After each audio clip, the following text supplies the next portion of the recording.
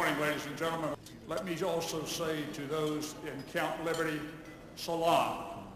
And I second everything that Mayor Giuliani said. They are the true heroes.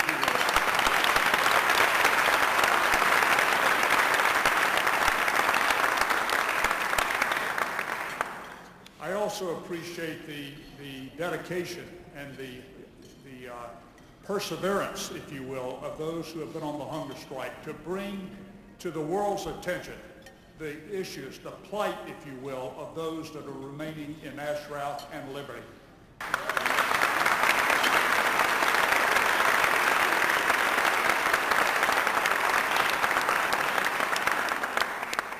I also want to recognize and thank Madam Rajavi for the leadership that she has provided to the MEK during this very difficult period of getting the MEK delisted. And she's held up through some very difficult times and has basically done it without the very strong support of this country, for which I would apologize. I don't think that we have lived up to our promises, to our commitments. I know we haven't, and that has made her job that much more difficult. I want to speak for just a minute today about this Geneva Convention, or Accord, as you will, nuclear agreement. I think all of us in this room would like to see a nuclear-free world, especially those of us that know the horrors that can be brought about by nuclear weapons. I was trained as a nuclear weapons targeter at one point in my career. I know what nuclear weapons do and what effects they can have, and I can't imagine anything any worse than having that capability or in a terrorist organization that would not use was not rational. And as Mayor Giuliani said, the Iranian regime right now is not rational. And so when you look at Iran and you talk about nuclear weapons being in their hands, you get the worst of both worlds. You've got it in a non-rational nation state, and you've got it in the hands of the largest supporter of terrorism, largest nation state supporter of terrorism in the world today. And so as we look at this agreement that we signed up to, we ask, is it a good agreement? You know, in the military, we like to what we call red team things, look at it from the other side. How do they look at it? I mean, I looked at this video that we saw today of the Iraqis attacking at Camp Liberty, and the way I looked at it was, you know, it briefs well, but that's not a very good attack, because who are they attacking? They're attacking unarmed people. That's not a great military operation. That's a massacre, is what you call that.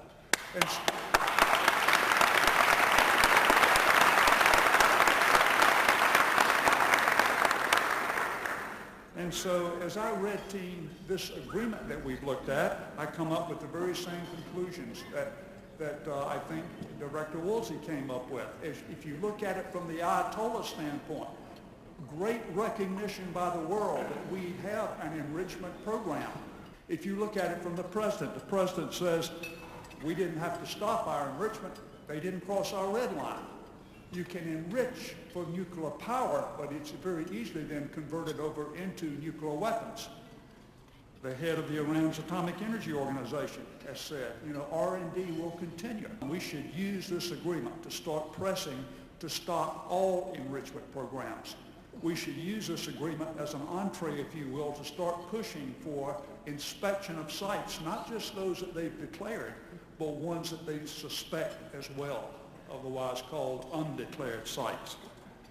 And so we're going to insist that we have these inspections, because unless we do that, we don't have anything. And then finally, I'd say we push for the complete destruction of all their nuclear weapons capabilities, period. End of message.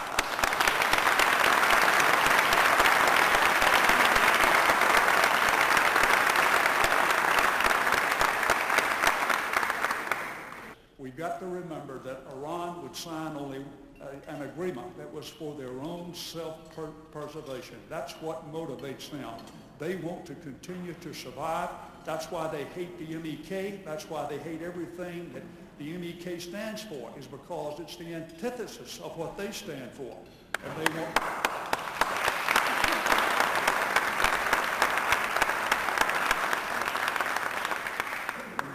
They're only going to sign up for something that allows them to continue to survive. So we've got to be very, very careful moving forward with this agreement. Let me switch very quickly now. I know that in the few minutes that I've got remaining, I know that in this room today we've got many relatives and friends of those who are either currently in liberty or Ashraf or have been or have died as a result of the 52 that were killed on 1st of September as an example. It's near and dear to all of our hearts. It's near and dear to my heart in particular because it is a commitment that America made. You know, and I'd like to consider myself an honorable man like these three contemporaries of mine on this platform today. Honorable people that stand up for their word, that will fight for what's right. And when we make a commitment, we want to carry through with that commitment. While under U.S. control, the MEK were very carefully investigated repeatedly by the United States military, and every member of the MEK was cleared of any implication of threat activity. As we know, many of them are U.S. residents, and many of them hold degrees from U.S. colleges and universities. They have been promised time and time again by many governments, from the United States to Iraq to even Iran, that they would be safe under the Iraqi government. I specifically remember Ambassador Dan Freed from the State Department saying, don't worry, liberty is only a very brief stopover point as we relocate them to other countries, including the United States. We have failed to honor our commitments time and time again with the MEK, and we ought to be ashamed. Today, as mentioned, they are living under what I call brutal conditions, not having the protection that they should have there against these indirect attacks that they receive because they don't have enough T-walls. A few T-walls inside the camp, while hundreds of them are outside the camp, but the Iraqi soldiers, those brave souls that we saw, will not allow them to be brought in so that the people there can be protected. Most of the residents of Ashraf and Liberty are well known by many here in the United States. They are very well known by a number of U.S. military officers who served with them during the Iraq War and who have stated time and time again, these individuals are not a security concern. Not one of them represents a threat to the national security of the United States. They have thousands of supporters here in the U.S. They could help in a lot of areas. They're very industrious, very smart, and well-educated people. And they could do that while still speaking out as a voice of reform for Iran, for getting rid of the Ayatollah and the regime that's there and letting democracy flourish inside of that country. If America keeps its commitment, and if we use the considerable power that we have, in particular here in the halls of Congress, who control the budget strings, not only for Maliki and the Iraqis, but the budget strings for the Department of State, who listen when Congress comes over and says, either do the right thing or you're going to be penalized. And the way you penalize them is take it out of their budget. That they listen. You get they get the picture in a hurry. The only way that America will remain a great nation is if we continue to stand for what's right, if we do what's right, if we honor our promises, if we honor our commitments. And that, ladies and gentlemen, is what great nations do, and that's what our country should do. Thank you very much.